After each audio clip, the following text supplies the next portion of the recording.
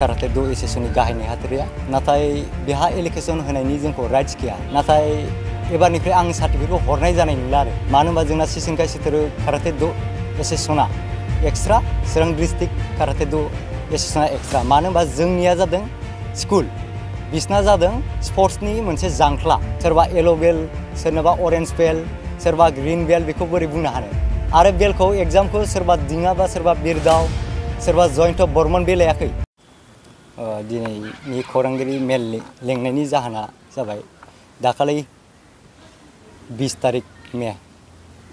2023 आव मनेश्वर खाख्लारि सारा जोंनि सायाव माखासे एलिगेसन होदोंमोन चिरां डिस्ट्रिक्ट काराटे दो एसोसिएशननि गाहाय नेहाथारिया नाथाय बेहा एलिगेसन होनायनि जोंखौ राइट्स गैया मानो होनबा जोंहा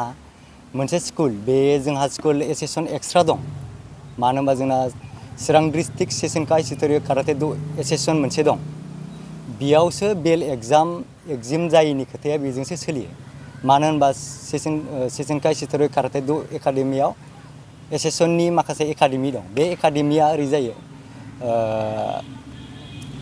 जाय सिसिनकाई सितरो काराटे दो एसोसिएशननि आन्डाराव एकाडेमि खुलिदों बेनोसो जोङो बेल एग्जाम होनायखौ जों होयो आरो बेयाव गुबुननो जों होनो हाया आरो तथापि जोङो मिलिजुलि थानाय हिसाबै खननै बेल एग्जाम लादों मनेश्वर साराबो आंनिफ्रायनो सार्टिफिकेटखौ बिनानै लांदों नाथाय एबारनिफ्राय आं सार्टिफिकेटखौ हरनाय जानाय नंला आरो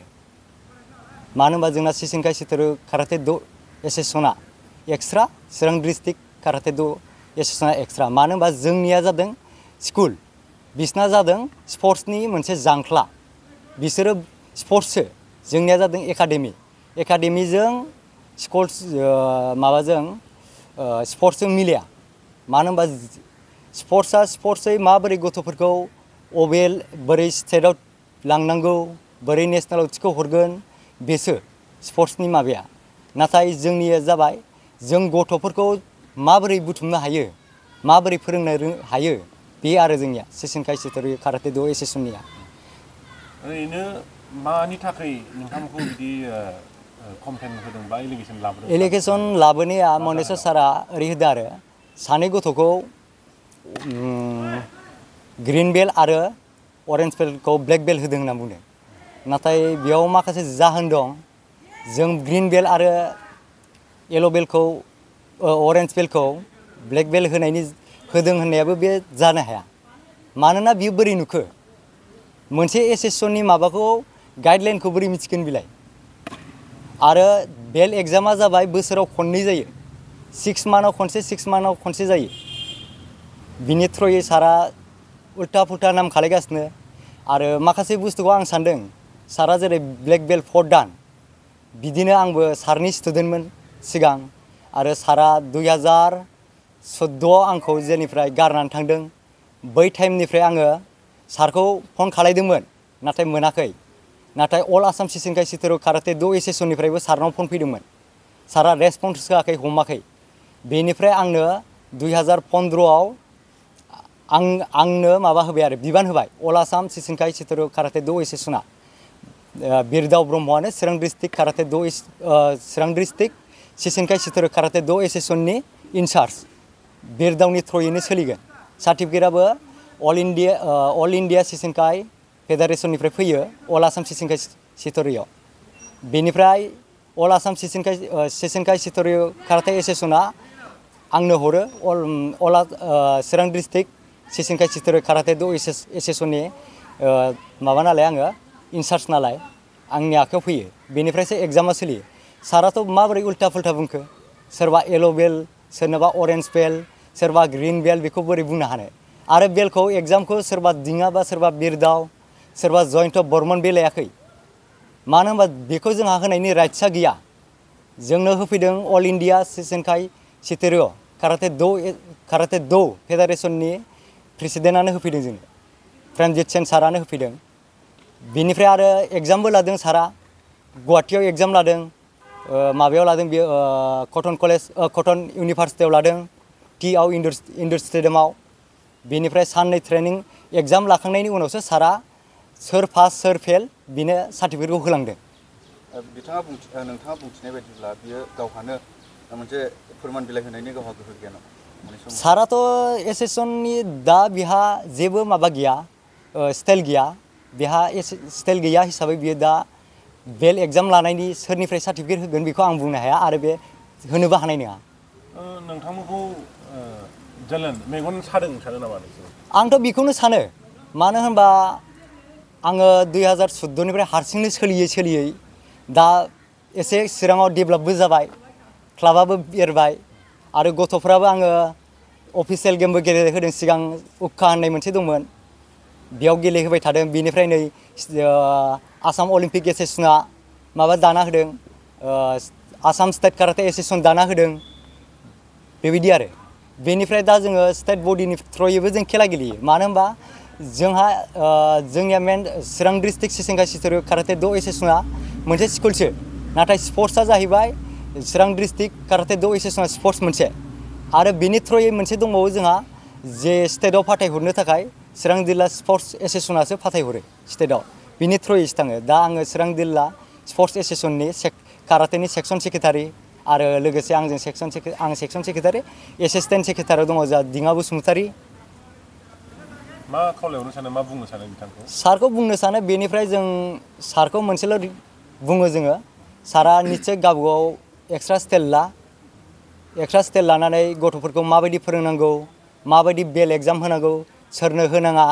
गावहा गाव हारसिं होबाय थाथोंसै जों एक्सट्रा होबाय थागोन बेयाव बुंनांगौ जेबो खोथा गैया बेखौ जोंहा मनेस्वर सारा जिबायदि बुंदों बेबायदि बुंनाय बाथ्राया मोनसेबो जानो हाया। आरो चिरां जिल्ला काराटे द' एस'सिएशनाव बिरदाव ब्रह्मआ मेम्बारमोन बेखौ एक्सपेल खालायबाय बेबायदि खोथा होनदों नाथाय आं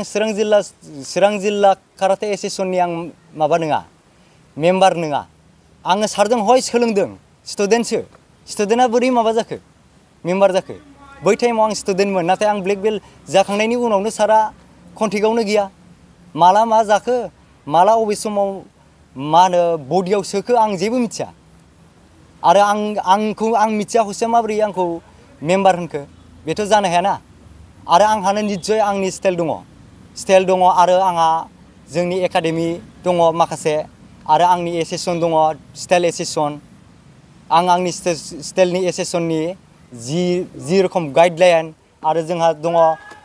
जोंहा सिसिंखाय सिथरनि गाइडलाइन माखासे दङ बुक दङ बेयाव फरायसो जोङो फोरोङो आरो बेयाव फराय फोरोङो बिनि थ्रयैनो बेल एग्जामबो होयो जों गासिबो जोंखौ सारा सानदों नामा जेबो फराया हसिया ओरैनो होदों गाइडलाइन मिथिया बेबायदि सानदों सारा नाथाय जोंबो फरायो। Thank you. जि दाख्लैनि थांनाय 20 तारिखआवहाय जि ब्लेक बेल्ट होनायनि सायाव जि एलिगेसन कमप्लेन होनाय जादोंमोन आं दा बिनि फिनखौ आं होनो सानदों आरो माब्रै ब्लेक बेल्टखौ माबोरै होनाय जाया दा जोङो ब्लेक बेल्टखौहाय जोङो बेबायदिनो आंनि स्टुडेन्टखौ आङो बेबायदिनो आङो ट्रेनिं होआलाबामाथिनो आंनो बेबायदि ब्लेक बेल्ट होनाय जायाखै आङो बिसोरखौहाय आङो रेगुलार ट्रेनिं होदों बेसिक टेकनिक आरो बिनि उनावहाय आं एडभान्स टेकनिक होदों आङो बेसेबां मासनि थाखाय आरो बिनि उनावसो आङो जेब्ला बिसोरखौ प्रिपेरेसन खालामखांनायनि उनावसो आं बिसोरखौ लांनानै आं बिसोरखौ ब्लेक बेल्ट होदों जेरैहाय बेसिक टेकनिकआव थायो किहनफोर थायो गहन कुमेटे सानबन कुमेटे इपन कुमेटे आरो जि बेसिक काटा मोनबा आरो बिनि उनावहाय आं एडभान्स काटाबो फोरोंखांनायनि उनावसो आङो बिसोरखौहाय फुरा फुल प्रिपेरेसन खालामनानैसो आं बिसोरखौ एग्जाम होनो लांदों आरो एग्जामावबो बिदि डाइरेक्ट सार्टिफिकेट बिदि होनाय जायाखै बिसोरो बेबायदि रेगुलार ट्रेनिंनि लोगोसे आरो बिसोरो बे नेशनेल फेडारेसननि सिसिंखाय फेडारेसननि जि मास्टार देरसिन बे एग्जामिना जाफैदों बियो नायदों माबोरै खालामदों पारफरमेन्स दंना गैया बेखौ नायनायनि उनावसो ब्लेक बेल्टनि बान्थाखौ बिसोरनो होनाय जादों सार्टिफिकेटखौ डिस्ट्रिबिउट खालामनानै होनाय जादों आरो सोर इलिगेसनखौ दाखालिहाय थांनाय 20 तारिखआवहाय मेनि 2023 चिरां डिस्ट्रिक्ट काराटे द' एस'सिएशननि जि जेनेरेल सेक्रेटारि बि होनाय जादोंमोन दा मानेस्वर खाख्लारि दा चिरां डिस्ट्रिक्ट काराटे द' एस'सिएशन होनोबा बिनिफ्राय बे बेलनि सोमोन्दोआ बेजों फैया दा मानोना चिरां डिस्ट्रिक्ट काराटे द' एस'सिएशना बियो खालि स्पर्ट्सनि बियो मोनसे जांख्लासो बियो दा बियो जेब्ला जोङो बेल होनायनि जोङो जेब्ला रायलायो होमब्ला बेहाय गुबुन एकाडेमि आरो गुबुन एसोसिएशन थानांगौ जायो आरो बे माखासे स्टाइलनि बेल प्रमोशन खालामनायनि एसोसिएशन थानांगौ जायो बिनि गेजेरजोंसो बेलनि प्रमोशनखौ ग्रेडखौ होनो हायो। दिनै बेनि गेजेरजों मा बुंबावनो सानो नोङो बिथांखौ? आं बेखौनो बुंनो सानो दि जि बिथाङा जि साननानै बुंनाय जादोंमोन बिथाङा बेबायदि जोंनि ट्रेनिं होनायफोरखौ मिथिनो मोनाखै आरो बेखौ मिथिनो मोननायाव बियो बेबायदिनो फल्स एलिगेसन बेबायदि होनाय जादों आरो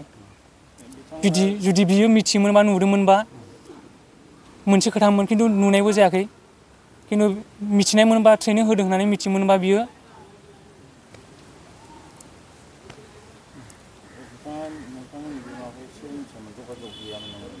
जगाजगाथ' सिगांहाय जि खेला जादोंमोन बे खेलानि उनावहायनो जोंनि जेसेबां इन्सट्राक्टरफोर दङ एक्टिभ इन्सट्राक्टरफोर दङ बिदिनो जगाजग खालामनाय जायाखैमोन आरो द्रप थानाय जादोंमोन गोबाव समनि थाखाय। थाखो 8, 9 आरो 10 नि फरायसाफोरनि थाखाय मोनसे गोनां फोसावथाय। इम्पल्स आसामआ नोंथांनि थाखाय होदों अनलाइन टिउसन एप्सनि सुबिदा। बर' आरो एसामिस मोन्नैबो बिजोंनि 8, 9 आरो 10 थाखोनि बिगियान, सानखान्थि आरो इंराजि आयदायाव अनलाइन टिउसननि सुबिदाखौ होगोन। मोनफ्रोमबो आयदायाव दान मोनसेनि फिसआ 250 रांल' जागोन। 12 दाननि थाखाय फरायसानि अनलाइन टिउसनआ सोलिगोन। इम्पल्स आसाम अनलाइन टिउसन एपआव live class, online test, online assignment आरो डाउट क्लियरिं सेसननि सुबिदा मोननो हागोन। इम्पल्स आसाम अनलाइन टिउसन एपआव रोंगौथि गोनां एक्सपिरियेन्स फोरोंगिरिफ्रासो फोरोंगोन। गोसो गुदुं फरायसाफ्रा गाव गावनि मबाइलाव गुगल प्ले स्ट'रनिफ्राय इम्पल्स आसाम एपखौ डाउनल'ड खालामनो हागोन। लोगोसेयैनो 8099334099 जानबुं अनजिमायाव थोंजोङै जगाजग खालामनो हागोन।